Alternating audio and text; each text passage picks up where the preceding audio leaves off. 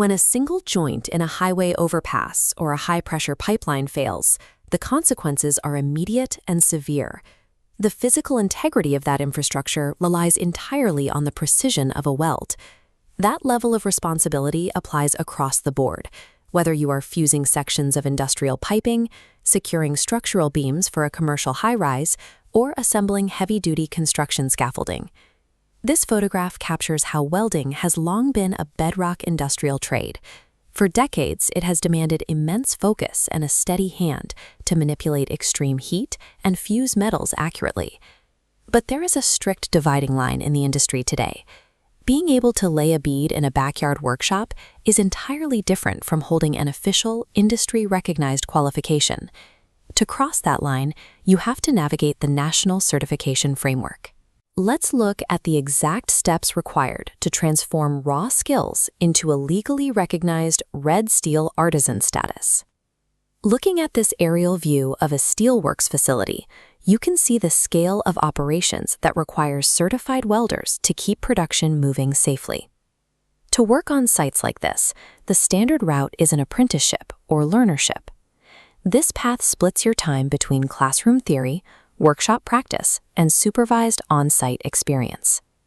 If you already have years of on-the-job experience but lack formal paperwork, there is a second path, the Artisan Recognition of Prior Learning, or ARPL. As this flowchart shows, whether you come through an apprenticeship or the ARPL route, both paths funnel directly into the exact same checkpoint, the final trade test. Before you can strike an arc in that test, you have to prove you understand the underlying science. That means mastering metallurgy, equipment setup, and strict safety protocols. For the physical execution, you are required to accurately prepare joints and complete complex welds in multiple positions, handling the tool under varied conditions. Passing the final assessment requires a complete command of both the physical technique and the technical knowledge governing the heat and the metal. Executing a perfect weld is only half the job. The other half is proving you have put in the hours through proper documentation.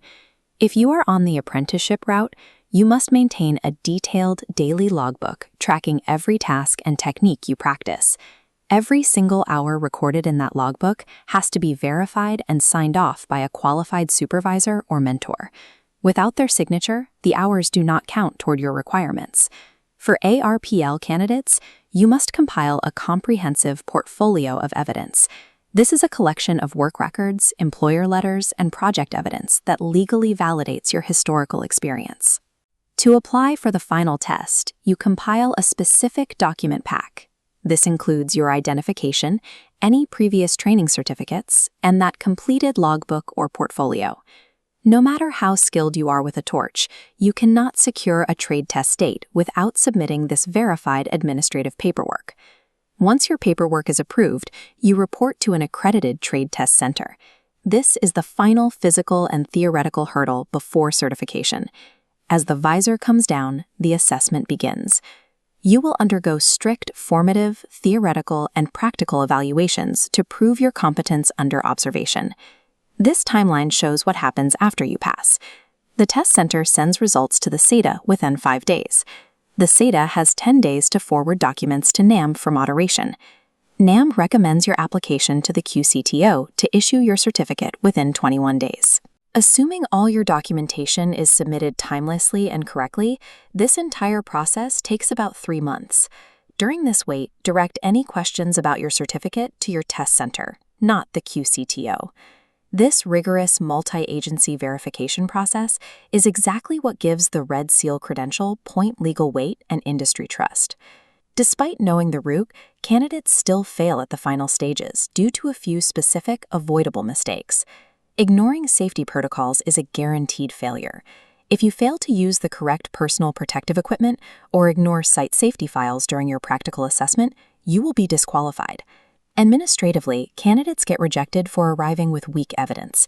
An incomplete logbook or a poorly documented ARPL portfolio will halt your application before you even reach the testing floor. But when you clear those hurdles and earn your Red Seal, your career opens up. Certified welders command higher pay, step into supervisory roles, and gain the right to take on independent contracting work.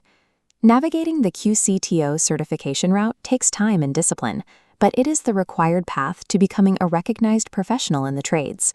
Check the official SETA and QCTO resources to start compiling your paperwork today.